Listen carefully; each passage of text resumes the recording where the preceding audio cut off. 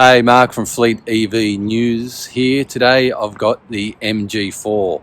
It's a 51 kilowatt small battery Excite, and we're going to take it for a spin and let you know what we think. Don't forget to like and subscribe. If you're enjoying our videos, tell your friends, and yeah, let's see what the MG4's got. So today I'm driving the MG4. This is the brand new electric car from MG. I've got the 51 kilowatt hour battery in the Excite, and this car retails for $38,990 plus on-road costs, and it's been amazing in a number of ways. One, driving it, I went to the launch and I got a test drive, and certainly enjoyed the car, but that's one day. It's 300 or 400 kilometers, and yeah, you really don't get a feel. But I've had the car now for a couple of days, and I'm living in it, and you know, for the price, it really is a great valued package. And surprisingly, everyone in the family has agreed. This is the one car that I've brought home that everyone's agreed, hands down, value for money for what you get. The MG4 is a winner. And, you know, reviewing cars has become a bit of a family obsession now, because there are so many different cars that we get to ride in. So everyone has an opinion, and everyone has different needs from a car. But the MG4 has won everyone over. It's been really surprising.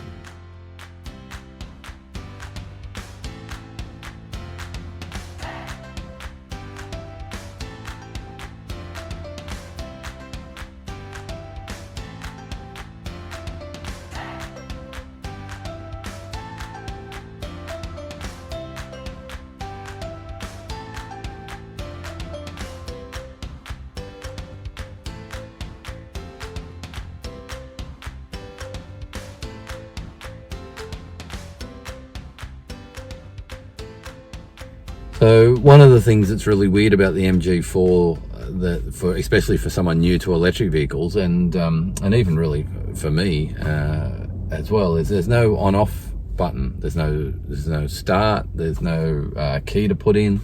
You get in the car with the key fob, and it's on straight away.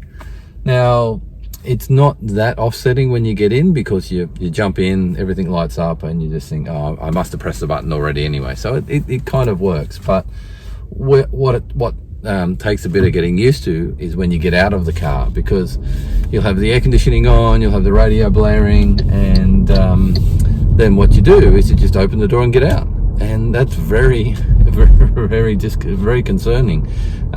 You sit here, you're looking to turn it off, you're looking to stop it, but you don't need to. All you need to do is get out, shut the door and lock the car, and it does it itself. And so not having a start button or a start stop button takes a little bit of getting used to, but it's been a couple of days, and I think I'm getting the hang of it. Okay, so let's talk about range, the big question everyone wants to know about driving an electric vehicle. So the MG4 Excite comes with a 51 kilowatt hour battery. I've had it for a week, and my energy consumption is 17.5 kilowatt hours per 100 kilometers. So that should get me, if you do a straight calculation, should get me about 290 kilometers in range, which doesn't sound like a lot. Everyone wants more, but for me, if you're trickle charging overnight, or you're using solar, or you're traveling to work and they've got a charge station at your work, then 290 kilometers is more than enough for everyday commuting, for what most people do. I've currently traveled 290 kilometers in the week that I've had the car, and I've still got 61 kilometers left according to the gauge, which says the battery is at 15%. So if I do 61 kilometers plus the 290 I've already traveled, I'm up at a 350 kilometer range. And that's because I'm doing a lot of stop to start driving. So there's regenerative braking, there's sitting in traffic. So I suppose what would change if I was on a freeway, If I just jumped onto a freeway, travelled at 100 kilometres an hour, then my range is definitely going to change. But that happens with a petrol car as well. So when I jumped into the MG, when I picked it up, the range said 458 kilometres, I think it might have been. So I'd actually thought they'd given me the wrong car. I thought that I maybe had the bigger battery version of the MG4 rather than the smaller battery version. But what happens with the range, it does respond dynamically. So I've been doing a lot of consistent short trips around town, so I've got a fairly consistent energy use, and I've had a fairly consistent range sort of decline. So I can certainly trust the 60 kilometres it's now telling me that I have left in the range here. But if I was all of a sudden to get on a freeway and drive to the Canberra or drive up the coast, then what would happen? The range would change dramatically. One of the safety systems kicking in there for the MG, I've got it set on sort of high sensitivity, and it was telling me I need to slow down, which is great. But getting back to range, if you're doing a variety of trips, so when I got in the car, it had been sitting around and not really moving. So based on that type of activity, the MG4 thought it had a long range, 450 plus kilometres to go. Once I started driving it in sort of style that I drive it, the trips that I take, that changed fairly quickly, and it dropped down, and it's been fairly consistent most of the week. But I have no doubt that if I jumped out onto the freeway and started travelling at 100 or 110 kilometres an hour, the 61 kilometres I've got now would drop down to maybe half, maybe 30 kilometres left of range pretty quickly. So that's just something you need to understand. With an electric vehicle, the range does vary dynamically. But I suppose if I had 61 kilometres, whether it's a petrol or a diesel or an electric car, I wouldn't be driving to Canberra. I'd be trip planning and filling up the tank before I got on the road to drive to Canberra. So that's something people need to understand and realise with electric vehicles, that it's no different to a petrol car. If you are going to take those long trips, you need to decide where you're going to stop. You need to decide where you're going to refuel. And this certainly isn't the car to take on any long trips with a 350 kilometre range.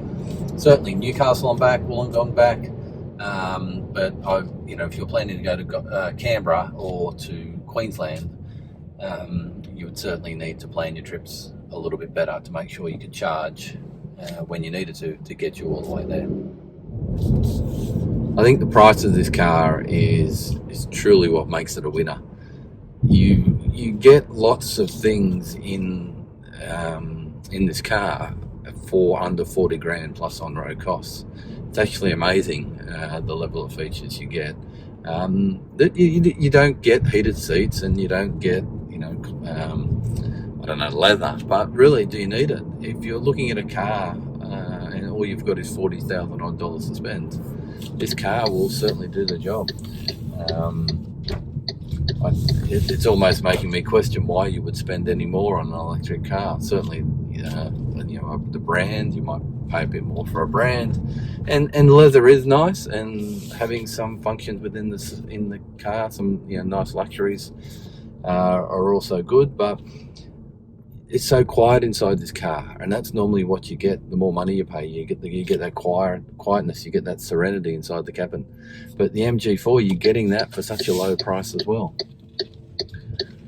which is really amazing. So it's an electric car, which makes it quiet, but just inside the cabin experience is really quiet, and it's a really pleasurable experience. So I'm in the back of the MG4 now, and this is one of the things that I like to look at, because it's very easy to make it roomy for the driver and for the passenger with a car, because that's where you spend most of your time. But the back seat's important for families, and it's also important if you're taking guests, but mainly for families. So this is the MG4. You can see I'm sitting here. It's actually a very comfortable position, the way the angle of the back seat works. And you've got plenty of knee room there. You can actually move around a bit. It works quite well. On the launch of the MG4, I actually sat in the back seat on the way back from the main venue. We drove down to the south what do they call it, Barrel area. Southern Highlands is the word I'm looking for. We drove down to the Southern Highlands with a group of journalists, and on the way back I ended up in the back seat of one of these cars. So it was about an hour, just over an hour on the way back, and it was very comfortable. I wasn't concerned at all. I had plenty of leg room, plenty of room to move around. The only thing that's probably missing is air conditioning vents. There's no vents in the center here. I've got one power cable. I've got a bit of room, a little pocket there to put a phone. I've got automatic windows. I've got plenty of headroom. So yeah, not a bad place to be in the back of the MG4. Okay, so I've been in the MG4 now for a week. Well, I've been using it for the school runs. I've been using it to and from the office. A couple of other family trips on the weekend, and I've been impressed every time I get into it and I take off, and the way the car drives, it certainly is impressive. I'll say smile on your dial, which is probably not the phrase you would normally use talking about a car of this at this price point, because it's not a sports car by any means. But as soon as you take off and you have that smooth electric vehicle acceleration, I certainly do appreciate it, and I do get a small smile on the corner of my mouth. But the thing that I can't get over, and the thing that keep coming back in all the discussions I'm having with colleagues and certainly family, is the value of this car. What you get for the price, it really does deliver. It's $39,990 with the 51 kilowatt hour battery, with the basic interior or the entry level interior. But this is everything we need as a family car, as a novated lease, and you're looking for a car to drive to and from work, or you're looking for whether it's a second car or the main car. The MG4 certainly does work really well, and you get everything you need in this car. So for the price, for your first electric vehicle, don't worry about range. There's plenty of range in this car to do what you need to do to get around town. If you drive to Queensland or you're doing regional trips, then electric vehicles really probably aren't for you yet, regardless whether it's an MG or any other brand. But for what you need to do with this, on your day-to-day commuting and family errands, the range in the MG4 is fine with the 51 kilowatt battery. If you need a bit more range, just get the bigger battery. It's a little bit more expensive, but it'll just give you that peace of mind. So thoroughly recommend the MG4, value for money, and the type of car that you would like to have in the family. Okay, I hope you've liked the review of the MG4 electric. This is a small car. It's under 40 grand list price. It really is one of the best value EVs on the market today. If you're looking for a novated lease vehicle and you're considering electric because of the FBT exemption, I definitely recommend you check out the MG4. Or if you just want to buy your first EV without spending a fortune, check out the MG4 electric. Mark from Fleet News Group. Hope you've enjoyed the video. Don't forget to like and subscribe, and we'll see you again soon.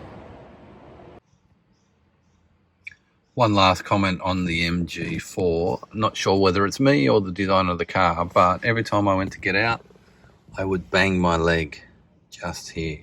And it did it so many times, I actually got a bruise. So I'm not sure whether this is wider than a normal car or whether the seats, the way they're designed. But yeah, for some reason I kept banging my leg. No one else who drove the car had the problem, but it caused me a bit of bruising on my leg, which was obviously a user error, not a design fault with the car.